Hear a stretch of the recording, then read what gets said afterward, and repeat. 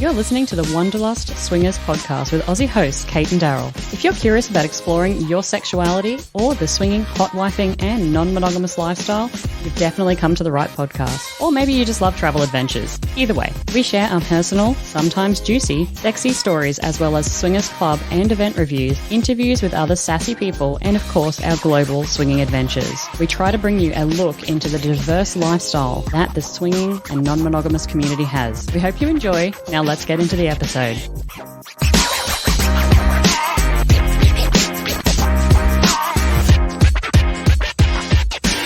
G'day and welcome to the Wanderlust Swingers podcast. This is episode 163, and this episode is all about how to have the most success at swingers lifestyle events, which is extremely important. As you know, you spend the time, you spend the money, and you want to have the best possible experience that you can have at a swingers lifestyle event. That's what this episode's all about. We're going to give you over 10 tips to making sure that you've got the most success at these events. Now, this episode originally appeared and was recorded for the Bedhoppers podcast. They had me on their show as a guest, but after the editing process and listening to this, I thought that it was so valuable that I wanted to share it as well on our podcast. So it is a republishing of an episode that we recorded and I was interviewed for, but honestly, the information contained within this episode I thought was so valuable that I wanted to make sure that we had as many people listening as possible, and so we thought, why not publish it on our podcast as well? So you're going to hear over 10 tips to making sure that you're getting the most out of your lifestyle events. But we would always love to hear from you. If you have anything else to add, if you've got any tips, tricks that you want us to put on our social media or add to a future episode, please don't hesitate to reach out to us on Twitter or on email. We would absolutely love to hear from you. But otherwise, let's get cracking. Let's get into the episode. And I really hope that you find something valuable in here. And as always, have fun at any of the lifestyle events that you're going to.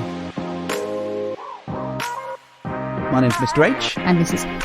Today we have a very, very special guest with us, the delightful Kate from Wanderlust Swingers. We've brought her on board to talk about making the most of events. Welcome, Kate. G'day guys, how you doing? All the better for seeing you, of course. Very good. Me in my hoodie in my frozen office on my third floor. Delightful. Well, you've given the game away now. I mean, I was going to say that you're looking radiant and you're wearing a wonderful dress and we've never seen you look better. I know, how did I get my my curls that amazing and, you know, my symmetrical wings and everything else? No, it's not true. Hoodie. I am wearing a shirt though, which we were quite interested to find out a little bit earlier as we sat here talking. But yeah, really excited to be on the show. Thanks for inviting me. You're welcome. Now, I'm interested. You said you had wings on.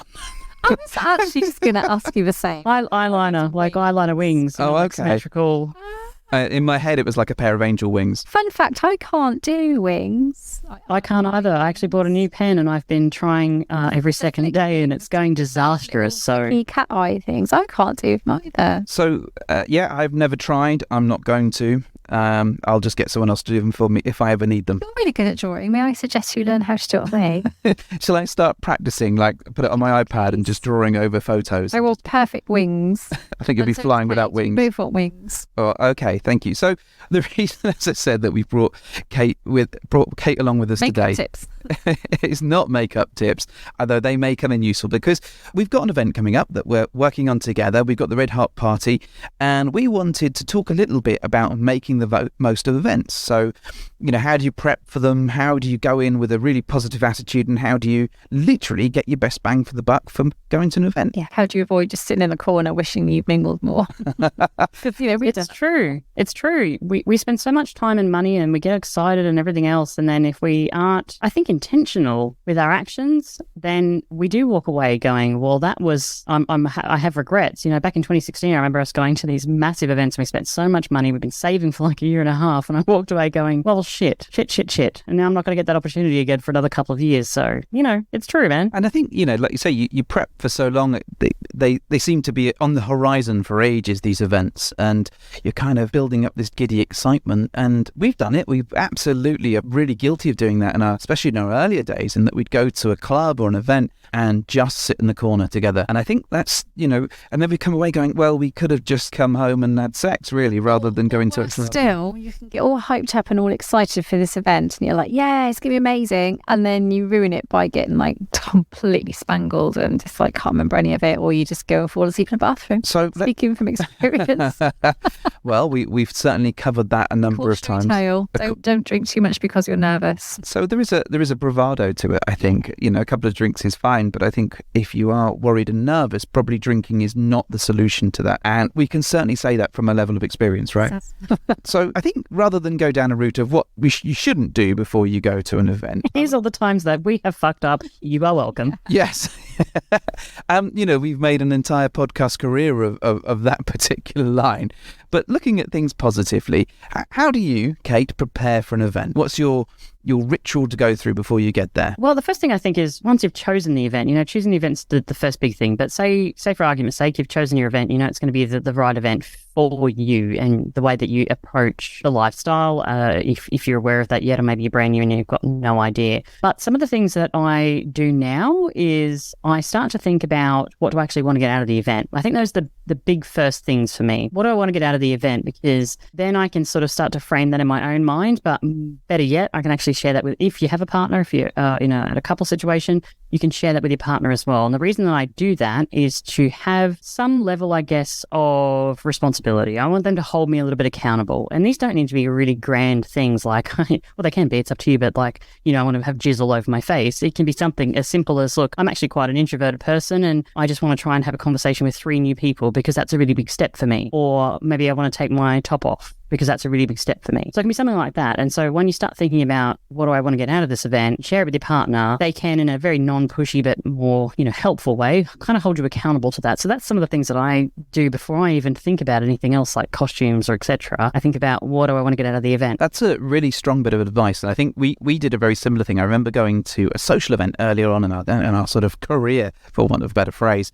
And I remember us talking about we're not going to sit in the corner. We are going to go and we're going to speak to 5 different people, and we've got to do that this time around, and we've got to push the boat out and do that. And then we started talking about, well, actually, how do you do that? How are we going to just go up and have conversations with people we don't know? Because I think we were very out of practice of doing that. We kind of had our circle of friends, and it's easy to chat to your friends and your relatives or whatever, but actually, how do you introduce yourselves to new people? Comfort zones and all that. It's really hard sometimes to get yourself out of that. You've got each other and you get your real estate and your little nook and you're like, yes, I've got a seat. I'm not going to leave this seat all night because I don't want to stand in heels or whatever. But then you find yourself just stuck there. I honestly think it has to just be a point where you just throw yourself into the pit and almost throw yourself into their line of vision or their circle or whatever. What Daryl and I have found quite helpful, especially on nights when some nights you'll go to an event and maybe you or your partner are feeling particularly energetic that night or charismatic or whatever. So if that's the case and one of you is feeling a little bit more charismatic, then allow that person to take the lead. But in some circumstances where Daryl and I go and we're like, oh, we're both a little bit nervous or we're both a little bit unsure, we actually tag team, we take it in turns. So I'll go and introduce myself or us to one person or a couple, and then next time it'll be like, okay, it's your turn now, like kind of moving those energy bars along. So again, really, if you are at a partner situation, utilizing your partner as truly your wingman and trying to feed off each other's energy as best you can, but you've just got to throw yourself into it. It sucks. It's going to be uncomfortable, but it'll pay out in dividends at the end of it when you realize you've actually done something that you set your mind to. I'm a big fan of having like a task that we set ourselves or a means of getting into the conversation. So this particular event, I remember the way in which we introduced ourselves to people was actually we gained control at this event of the jukebox. I don't know why anyone would let me near a jukebox. Kate is shaking her head in sadness here. Stepping well away. True story. But it gave us an in to talk to people to say, hey, we've got control of the jukebox. What song would you like us to play for you? And actually, that was a really good way of just opening up conversations. And we met people through doing that we still talk to many, many years later. The other thing that I really like doing as well to sort of get into that conversation is to just offer people a compliment. I really love your dress, or I really love your shirt, or your shoes are great. And normally that just gives you that open to have a regular, normal human being conversation. And often that's the first step. Once you're involved in that, it's not too bad, but that sort of hurdle I find is often having that first few words. Although, picking up on what Kate said about she really wants to get jizz on her face, I think that'd be a really good conversation starter. You've got some little something on your nose. Oh, it's all the jizz I had on my face from earlier. Thanks for noticing. It really makes my shin shine.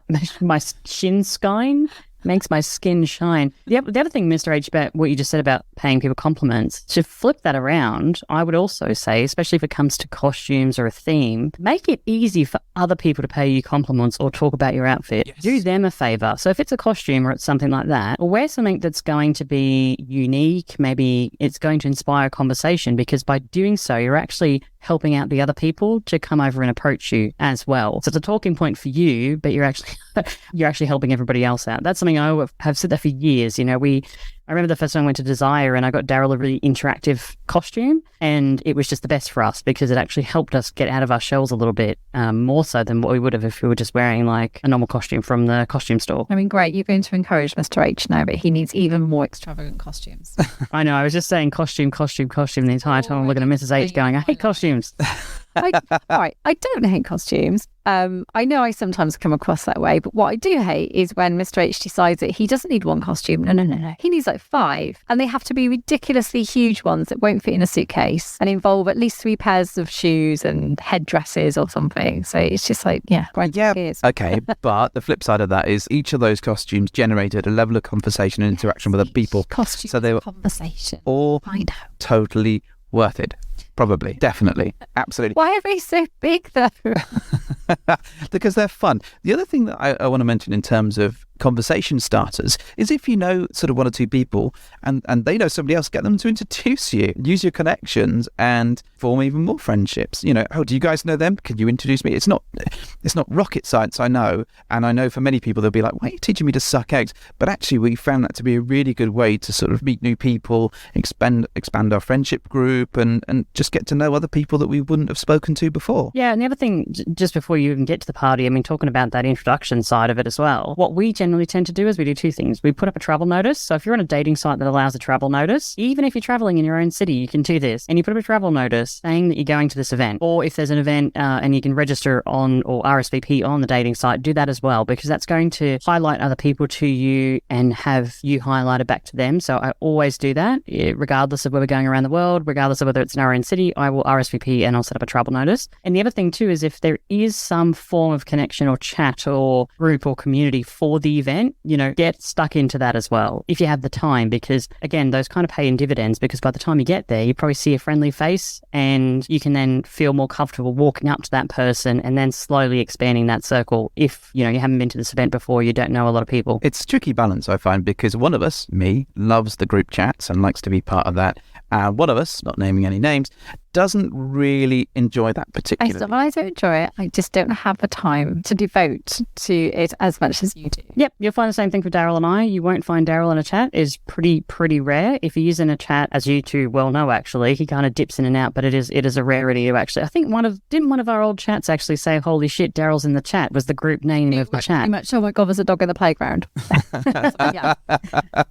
And that's the way that we operate as well. So it works well for him. He really likes that face to face. And if that's you, then crack on. If you want to try and make those connections beforehand, those are some of the tools that you can do that with, right? Absolutely. So we talked a little bit about prepping for the event. I find that moment when you actually get to an event, where it's when the nerves become the greatest, is when you're actually about to go in through the door and experience it. Yeah. How do you cope with that, Mrs. H? Well, I'm normally desperate to get inside because I'm too cold waiting outside in the queue. So I'm like, get me in there now.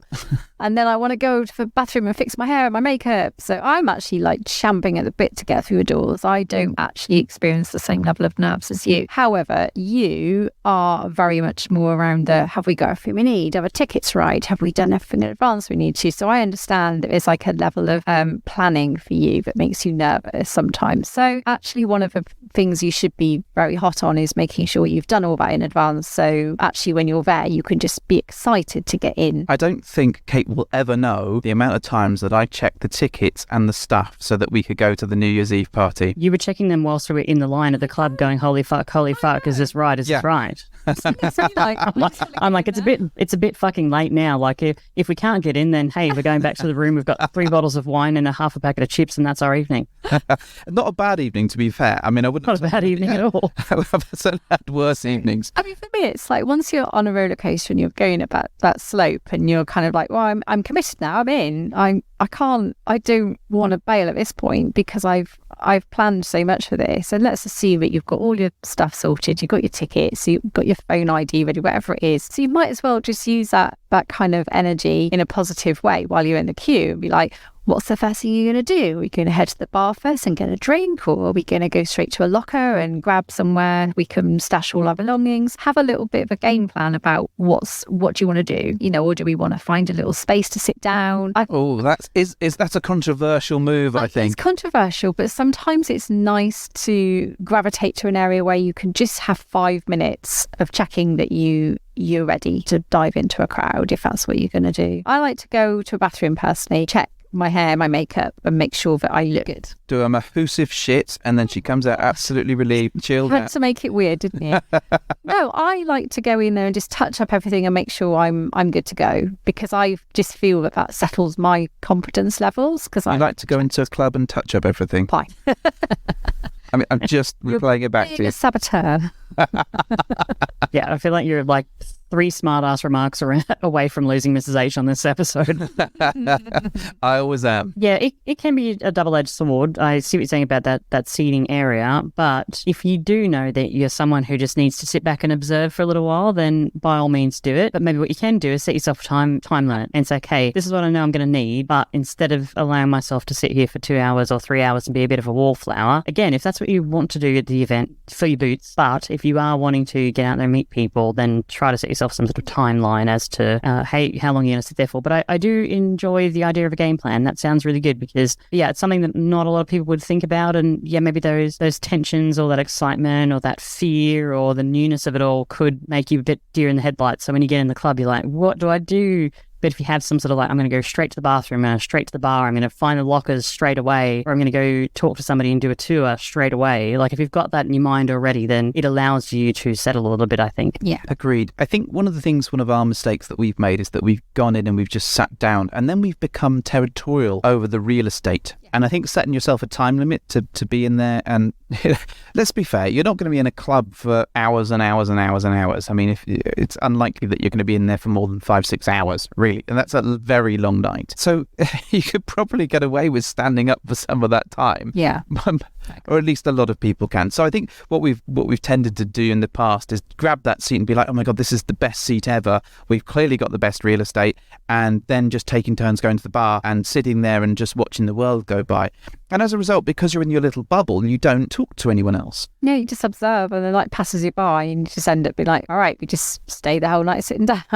Yeah, and the same thing can happen if you're with people that you've met before, friends. Like if you're going as a mini group to an event, when you're sitting down like that, whilst it's it's an amazing fun time and you're with your mates and you've got this amazing environment around you and everything else, but oftentimes our body language then is closing ourselves off to the possibility of meeting anybody. So even if you are sitting there and people are like, oh, they look interesting, they're probably not going to come over because of the closed body language. So if you are in that circumstance, one of the other tips for success, I guess, to make your event successful would be to be a bit mindful of that. How is your body language looking if you are sitting down in a group of people? Maybe it's closed off and that's fine. You're not interested in meeting anybody else. But if you are legitimately trying to meet people, be mindful of that, because it's already nerve-wracking enough to walk up and strike up a conversation out of nothingness. But it's more difficult if people are looking a little bit closed off. People are just not going to come over. Well, it's an interesting one that you mentioned this, because actually the last time we went to Penthouse Playrooms, we went with Secret Stag and Secret Vixen.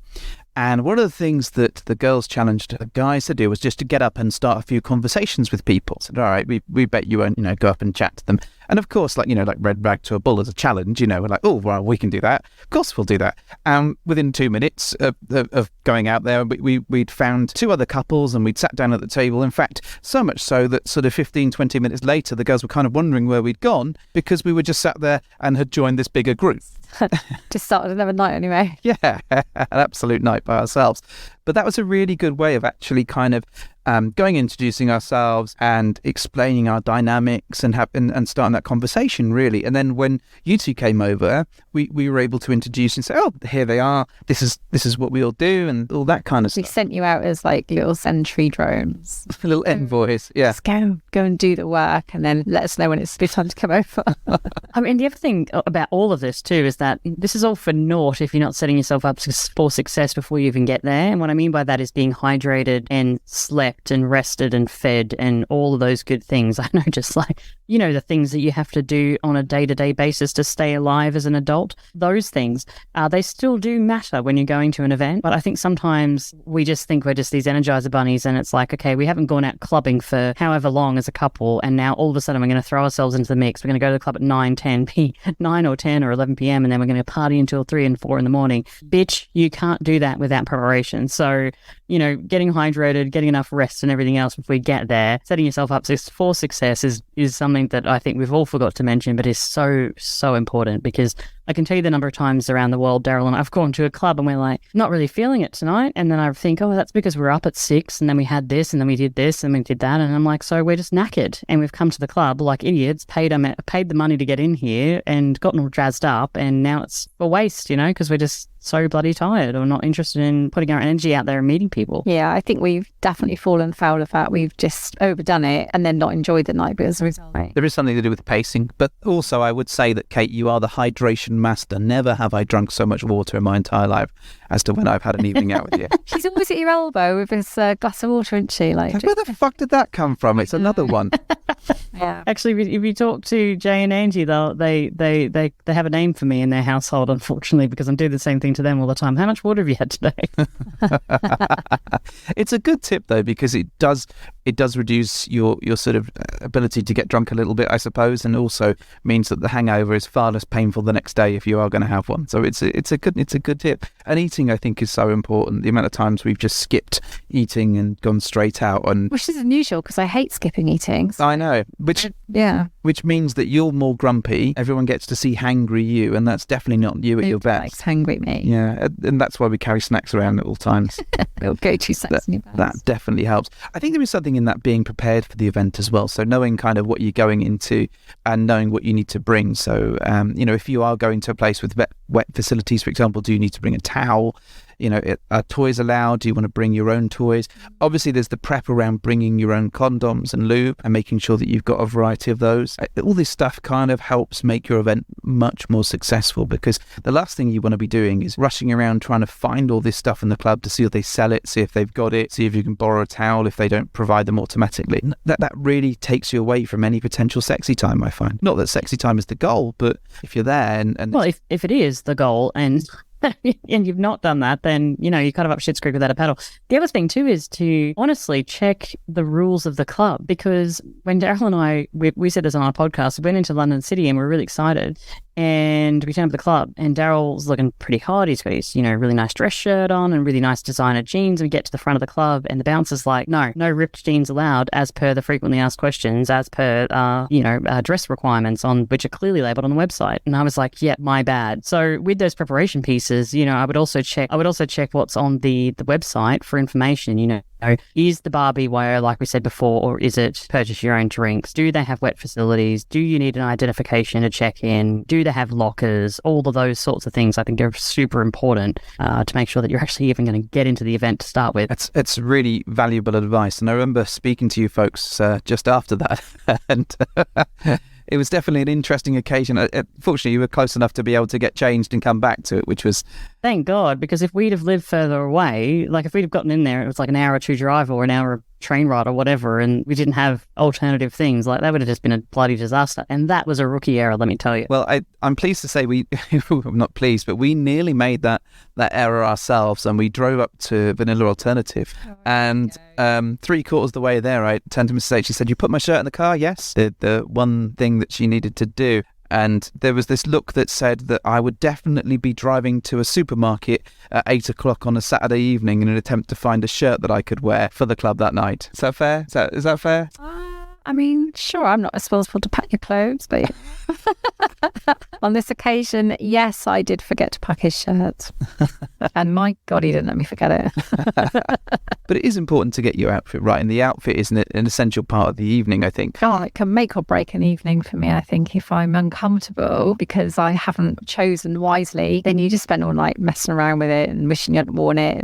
And fidgeting and stuff like that. I remember because in the chat group for our event, we were recently talking about, and it was one of the ladies who said, single lady if I'm not wrong, what should I wear? And a bunch of people chimed in and said this or this or this. And some people rightly said, what makes you comfortable? What do you feel sexy in? And, I did make the point that you can tell when someone's uncomfortable in an outfit. Yeah. If something isn't sitting right on you, you feel like it's sticking to you, or it's showing lumpy, bumpy bits in parts that you don't want to show, or, it's too tight or it's too short, or you're sitting down and it's too tight around your thighs or whatever, you can see that person actively fidgeting, and they're not really paying attention to what you're saying, because the entire time that you're talking at them, all they're thinking about is, geez, I'm uncomfortable, and so getting the outfit right, I know it seems like such a small thing, but it is actually so imperative to having a good night, unless you're one of those people that just doesn't think about these things. And then my name's Kate, my email is this, and please help me.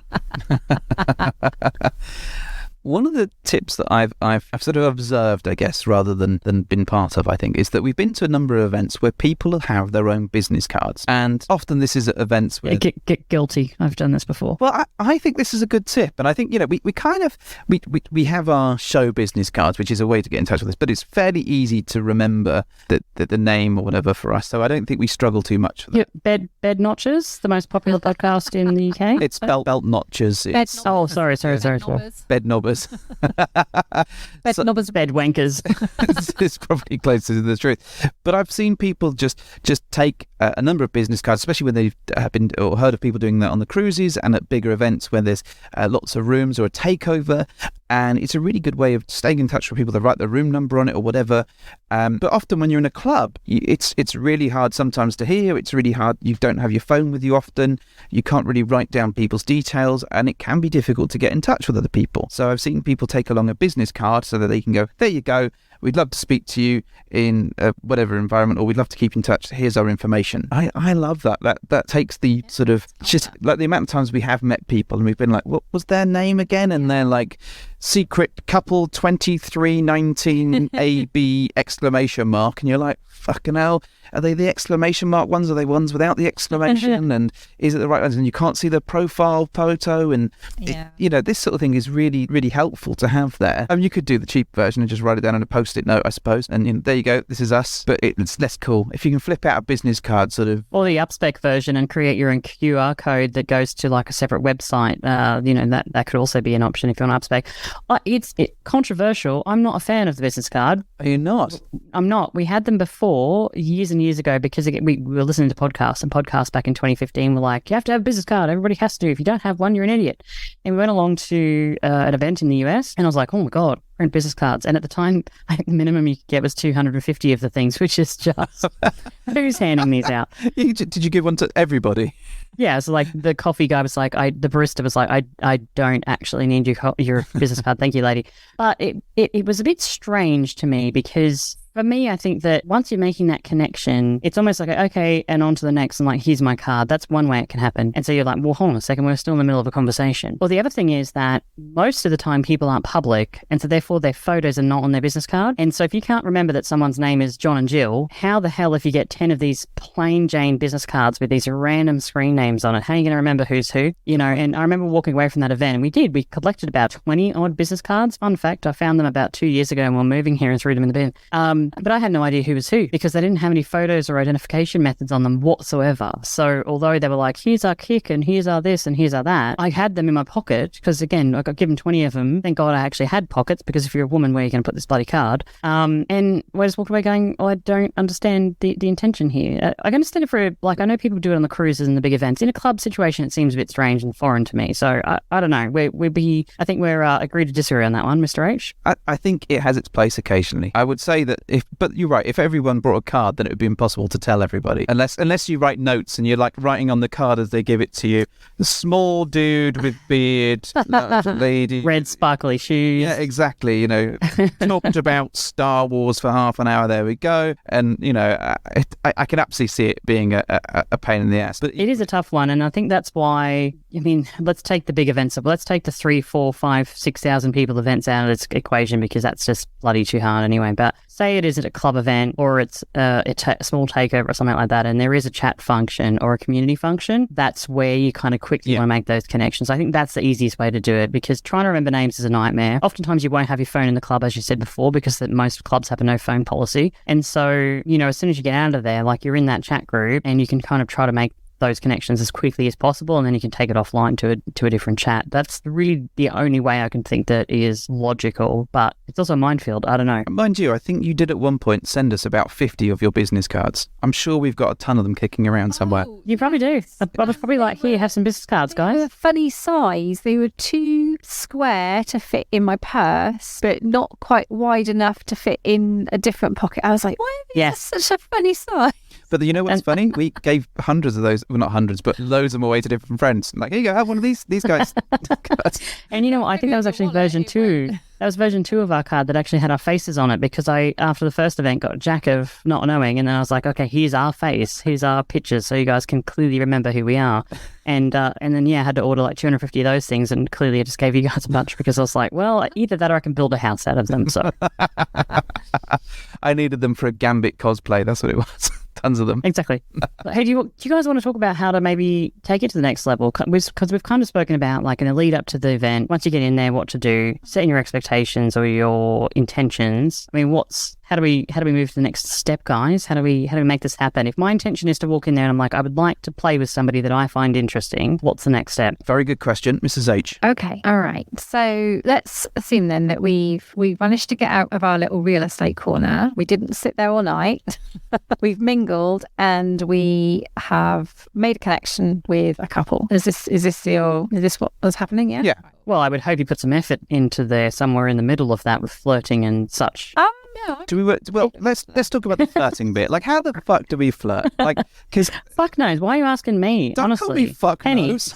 No, this is an interesting one. Okay, because I know that you and I, Mr. H, don't tend to gravitate to a dance floor. Okay. Yes, I was about to bring up the dance floor thing. Yeah, and I know, Kate, you do like a bit of a dance, which is cool. Mm-hmm. So interestingly, we had this conversation, like me and Mr. H, going back a few weeks. It's not that we don't like dancing, we do. However, if I'm going to dance on a dance floor, it's because I want to do some proper, like, 80s music, cheesy dancing, whatever. I want to be there for the duration, and I'm not really using it as a connection sexually. I'm doing I want to have a right good laugh, and I want to be... You're here to party. Yeah. I don't use it as a sexual chemistry connection in any way. Mm-hmm. My want of connecting with someone is normally a slightly more cerebral approach for me. I like talking. I really, really, really enjoy the connection, talking to someone, striking up some banter, some chat, finding some common ground. I find it difficult sometimes in a club to do that, because the noise levels always mess with me. Mm-hmm. Now, I don't think I'm deaf particularly, but I do struggle to hear in a club very often. And if there's dancing happening, or at least very close by to me, I really, really struggle, and I have to move somewhere a little bit quieter, which is why I tend to favour that kind of finding a seat a little bit further away from a dance area, because that's where I need to make my connection. Now, I appreciate that's not for everyone, and some people really love to get on the dance floor and dance with someone that they find attractive and maybe make that connection that way. So I know if it was us, like, trying to do that, I think we'd probably favour the let's chat, because that's kind of where our comfort zone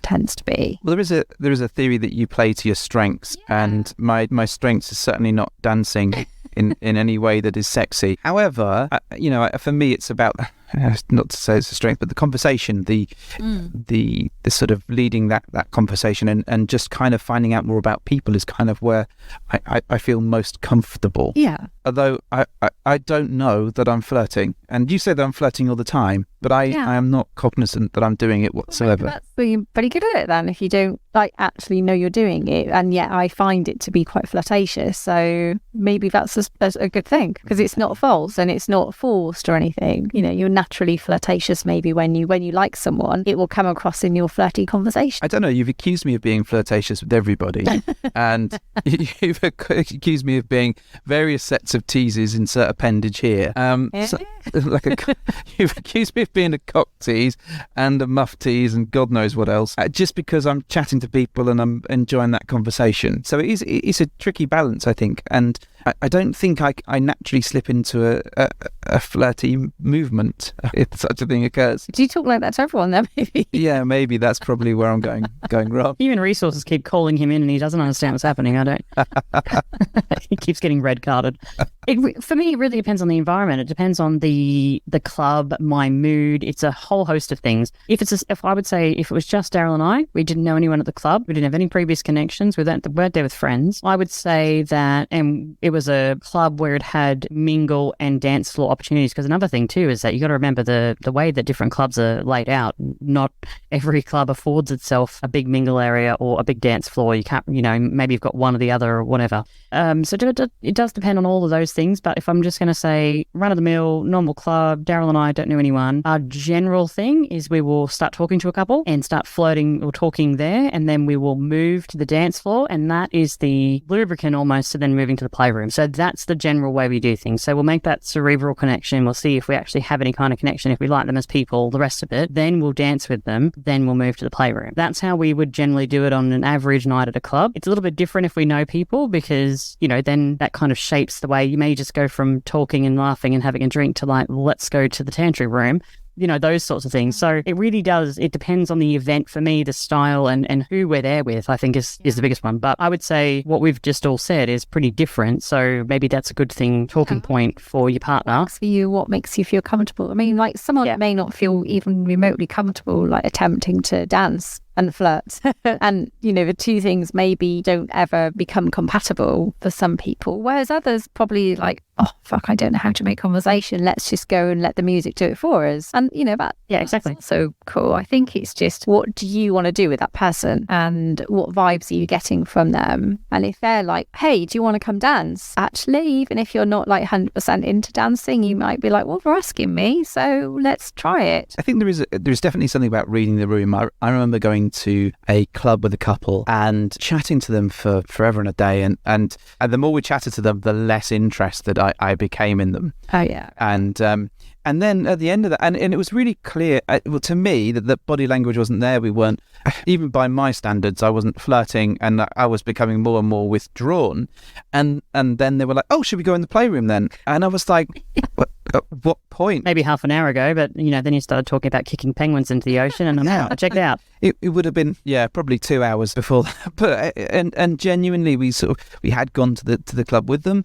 Or not with them, but sort of alongside them, I suppose. And I think it's about reading the room and understanding or kind of getting a feel for how people are interacting with you. And I think you can normally tell if someone is into you. Even I'm getting slightly better at that. But that can take practice. Sometimes, the winningest people just make out with each other. But, The winningest people definitely make the moves in the dining area. It is a good, talking about the winningest people, which are the most awesome of the peoples. Yes. The winningest people. Mm-hmm. Talk about that. Sometimes it's just good if you want to make that next step is to just say, can I kiss you? I think that's a really simple, I think we overcomplicate matters oftentimes. Yeah. And to me, that's a very simple way to start gauging, can you move things to the next level? Is can I kiss you? Or I'd really like to kiss you. If you don't want to say, can I kiss you? You can say, I'd really like to kiss you, or would you like to kiss me? Or things like that. You can phrase it however you want to, however it's going to make you comfortable. But I think that's such an easy way to transition, and I don't think we give it enough merit just generally. I have heard that you are the best at kissing, and I would like to sample those delights. How do you feel about that? That seems slightly over the top, but hey, you do you. And that's what I end up doing most of the time because of that approach. Yeah. 23 years he's been saying that to me now. And it still works. Has to announce it when he wants to kiss me. But there is that, I like that level of honesty and openness. And I think the important thing for this is that someone can obviously say no and they can say yes, but you'll never know unless you ask. And we've talked about this a lot of times. And it's sometimes, I'd rather someone said no and we got that painful rejection bit. And it may not be that painful, but just that bit over with, and then where you stand. If you want to find somebody else, you can do. If you want to throw a smoke bomb down and disappear, you can do. But I'd rather know and understand where I stood in that situation. And likewise, if someone's sort of throwing themselves at me, not this ever happened, I'd rather be able to say no thank you if I'm not interested, and appreciate they'll accept that answer. Yeah. And I think so all of these things really add up to how to have a successful event, but something we spoke about having your intentions there, but what we haven't really spoken about is how to make sure that during the evening you're still having a good time. Do you guys do any kind of like mid-event check-ins, or maybe did you do that in the past and you don't do it anymore? Like, how do we make sure that, as a single as well, I don't want to discount singles here, because you do need to check in with yourself. Like, are you pushing yourself too far? Are you making yourself uncomfortably going over what your boundaries are? So, I don't want to discount singles here, but obviously as a couple unit, we tend to check in a little bit more with each other. So do you still do that? Do you recommend it to people? What are your thoughts on kind of that mid-event check-in to make sure, we are still having a successful event, or, we set intentions and I wanted you to hold me accountable and we still haven't spoken to those 3 people that we said we were going to do. So do you do that? We do. I think initially what we tended to do was take ourselves away from the environment, or as far away from the environment as we could, and have a bit of a conversation, particularly if someone was asking us a question about whether we were interested or not, and we'd say, we're going to put the shutters down and go over there and just chat for a few minutes and then try and work out where we're at with things. Probably not the most enthusiastic response that they were looking for, but right for us in our earlier days. Since that point, I think we've become much, much better at sort of understanding where we're at with each other, and I think it's much more a sort of a hug and a kiss, and just a kind of, you're right, and you're right, okay, that's cool. I think there's been enough times when it's gone wrong and we've not enjoyed it, that I think we're more at a phase now where we'd say if it wasn't going right. I would agree. I'm universally terrible at asking you every 2 minutes if you're okay, to the point where it becomes really irksome to you, but I genuinely do, because I don't want to fuck something up or miss a trick somewhere. So I'm always asking Mr. H, are you okay? Like, I just like the confirmation that he's fine. Well, this is true, but I think that's very true of sober you, or mildly inebriated you. Drunk Mrs. H gives less fucks, and that's been an interesting thing that we've had to navigate. Yeah, I can be a bit of a jerk when I'm drunk, but I've got so much better, I think, at navigating. At drinking more. No, I was going to say I'm a lot better now at managing my sobriety a little bit and not being such a jackass. So we found a bit more of a happy medium of things. And I like to think that I still check in and give you a kiss and a hug, now and then, say, you all right? You enjoying yourself? Like, is everything good? I'm thinking of one particular incident that we talked about on the podcast quite recently, where that didn't happen and it all spiraled out of control. So I think, as much as, you kind of think, we're growing, and pardon me, as much as we think, we're getting better at it, don't think for one moment, gentle listener, that it doesn't go astray every now and then, and we don't have to recheck in and relearn those basics, because it does. And I think often you can get into a cocksure space with this whole experience. You can go, we've got this nailed down. We've been around the block a few times, and we've done a few events now, and we're comfortable and confident. And then we kind of forget to do the basics, like the checking in and making sure that we're okay and that everyone's comfortable. And that's where we fuck it up again. So for me, it's about just having those sense checks in place, just to make sure that everyone's on the same page. Yeah, agreed. So your pro check-in is what you're saying. Definitely, you would recommend it to most everyone. 100%. I think. Okay. And do you think it requires, to take that to the next level? Like, do you think that it requires a conversation, or because I know, again, when we first started this journey, there was there's a lot of people back then were saying, like, have hand signals, and or have like a secret word or whatever. And I remember at the time, I think we were like, oh shit, that's what people are telling us we have to do. So like, Daryl, we have to have like this hand gesture, and we have to have these secret words. And then I forgot it after I'd had 2 wines. It was like 3 pats on the leg if everything's going great, but like 5 if it's going bad. So we think it's necessary, but do you think it needs to be a conversation, or can it be something a little bit more simple? I don't think it needs to be a long conversation.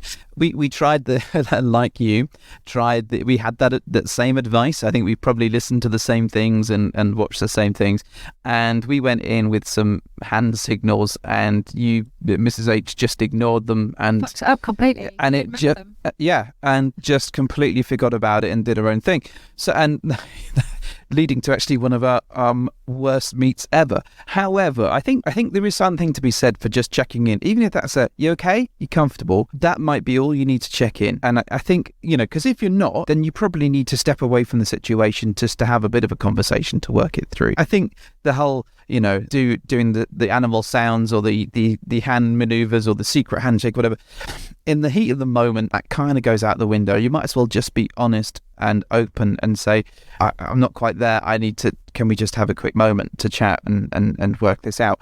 Or if you're good, just be enthusiastic about being good. There's nothing worse than someone not really saying anything. And it's very true of consent. You want someone to be happy and interested and looking forward to the experience.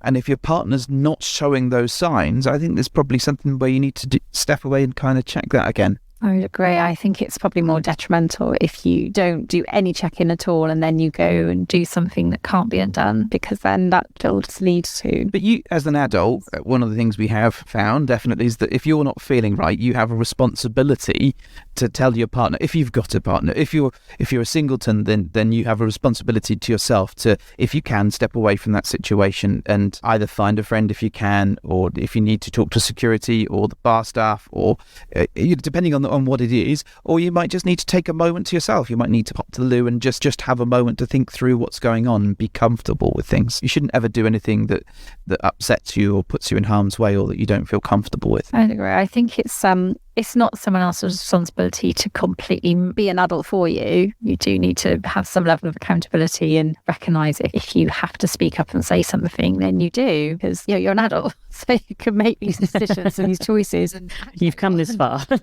Yeah, exactly. If you're adult enough to take your clothes off and fuck someone, then at least you can do is show your partner some courtesy by telling them if that's not what you're feeling. So yeah.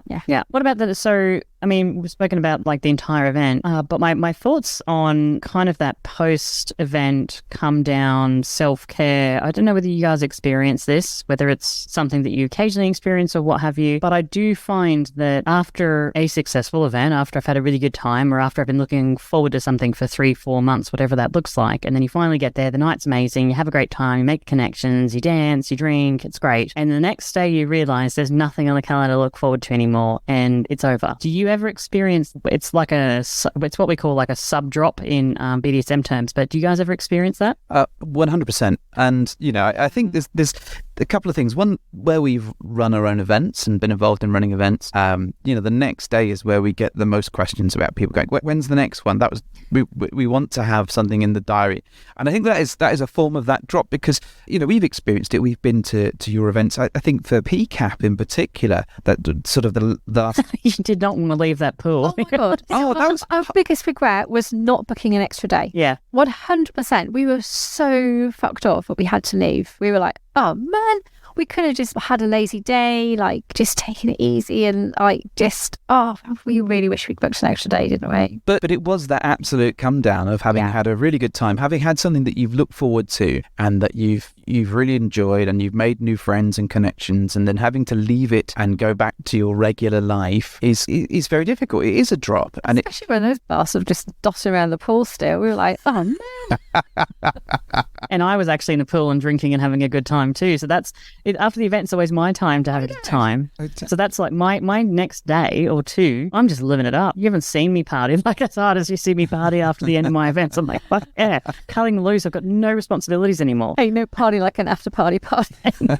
Exactly.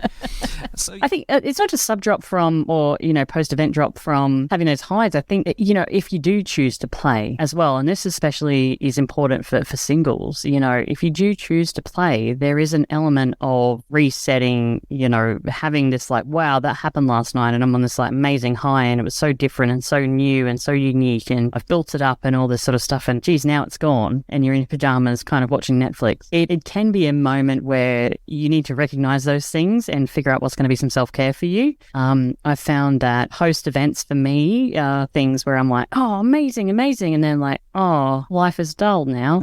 And I'm like, oh shit, so I do need to actually generally tend to book something for myself like the day after or the weekend after, or something else to look forward to. It doesn't have to be as lavish, but just a massage or a bath and some wine or something like that.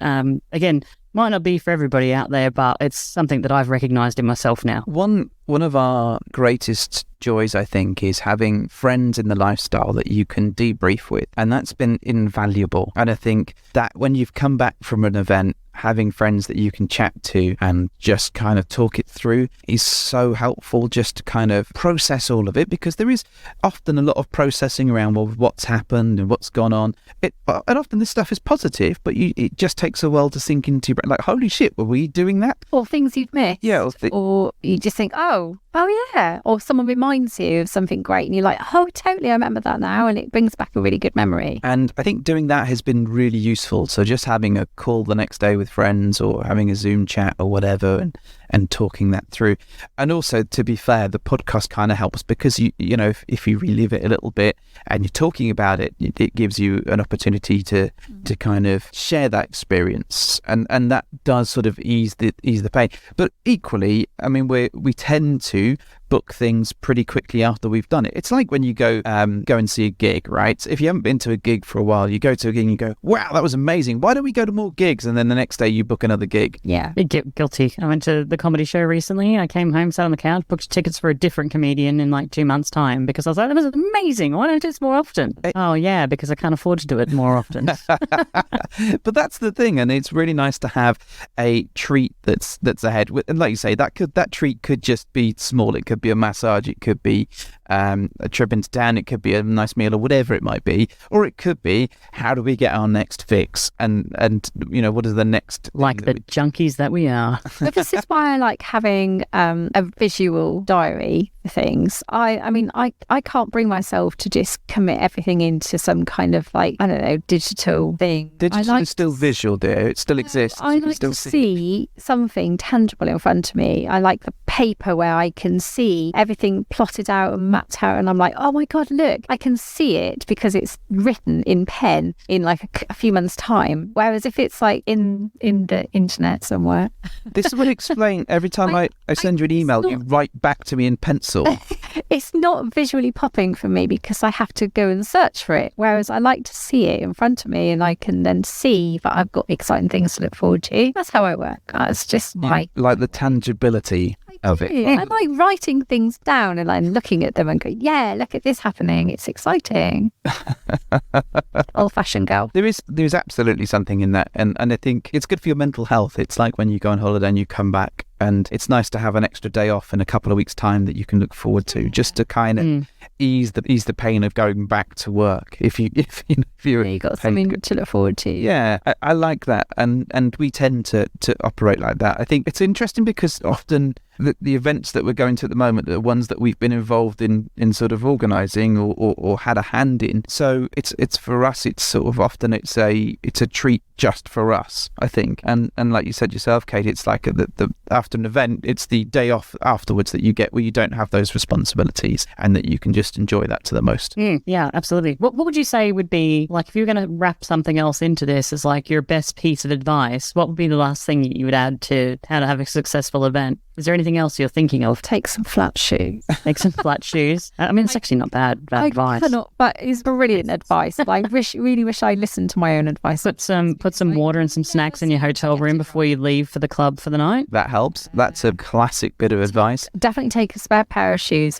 If your high heels are killing you, then at least you can change into some flat shoes. Mm-hmm. I think for me, the biggest bit of advice that I can give to people, I think, and I'm thinking about people who might be new or might be nervous, is to use the facilities that you've got. So if the event has a chat, if it has a Zoom beforehand, if it has a pre-meet, if it has, well, one assumes it has hosts. If you're feeling nervous, be part of that if you can. Ask the host questions if you've got them, and just be involved, because there's nothing worse than just sitting at home and being worried about something that you've paid money to enjoy. We, you know, as hosts ourselves, we want everyone to have a cracking time and to go away, you know, having loved their experience, but loving the community even more. And I think if you don't use those facilities, then I think you're missing a trick, because they are there to help you. And, you know, I think some of the events that we went to, in our sort of very early days, they didn't offer those facilities. The hosts weren't approachable. They weren't useful. And actually, I think as a result, we worried ourselves to death about just simple things now. Now that we've experienced that, we know they're simple, but when you're new, they're not. So if you can, go in with a positive attitude, but also kind of don't forget that there's a whole host of support there to help you get the most out of your event. Yeah. That's a good one. And I think too, like going along with that, as much as, you know, you want to use the options available to you, and I mean, thinking about new people, but also thinking about people that are maybe a little bit more OCD, maybe a little bit more planny, you know, that do really want to think things through. Try to do your best maybe to loosen that off a little notch, you know, because coming in and thinking the entire time, well, shit, we've now got to go and explore, and we have to get into the wet room, we have to get into that jacuzzi, because if we don't get in the jacuzzi, we're going to regret it, or we have to do this, we have to do that. And you don't really allow any time for you to actually enjoy the event. So my other thing would be to, as best you can, try not to overthink things. Try not to put too much pressure on it. You know, just try to be in the moment, try to have a good time. Yes, as we said earlier in the episode, set those intentions and try to keep yourself accountable. But if you can, release the reins a little bit, because otherwise you're also just going to be just not in the moment, really. And that there's nothing worse than kind of realizing that you had all these opportunities presented in front of you and you didn't take advantage of them. Yeah, you don't want to kill yourself trying to do everything. And I think, you know, you can absolutely overthink this and spend your time sort of, right, it's now 12:01, we must disrobe and go to this room with that couple, and now we've got to go and sample this lecture that's going on over here. And honestly, you could spend, you know, you can organize your life that way, but the reality is, I think this community is fun and enjoyable and is talkative, and it's about finding out about other people and building new connections. And I think if you're too slavish to your routine, and this is coming from me who likes a routine, then you're going to miss out, and you're not going to enjoy the connections themselves. You're just going to be too worried about what you're doing next, and I wouldn't want anyone to go through an event like that. Don't get shit-faced, don't forget. An important thing. It's so hard to get right. It's so hard not to drink because you're nervous, or drink to loosen up a bit, or drink because you're socializing. And we absolutely are guilty of that. I know we are, and I've done it way too many times to be any kind of expert at this, but I'm starting to get a bit better with it. I truly am. But it's so tempting to throw yourself into party mode and then just sweep drinks and drink, and then before you know it, you're either flat out somewhere, or you're sick, or you've missed half a night because you've had to go and bail early and go to sleep. I don't know, any number of permutations really of drinking too much can ruin your night, and it's a shame because you've looked forward to it for so long, and then you just go fuck it up for yourself. Yeah, and I think for yourself, because it's on you, isn't it? Like, you're responsible for how much you drink, so I can't blame anyone else.